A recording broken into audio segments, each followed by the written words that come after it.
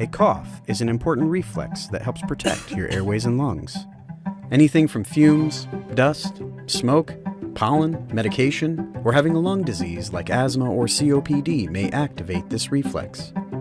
Your throat and airways are equipped with cough receptors, as well as a thin layer of mucus that coats and protects your airways.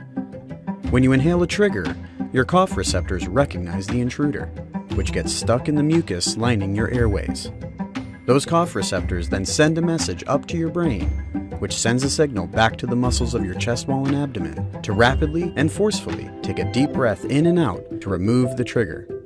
Coughing can propel air and particles out of your lungs and throat at speeds close to 50 miles per hour, and this whole process is almost instantaneous and very effective. An occasional cough is a normal, healthy function of your body.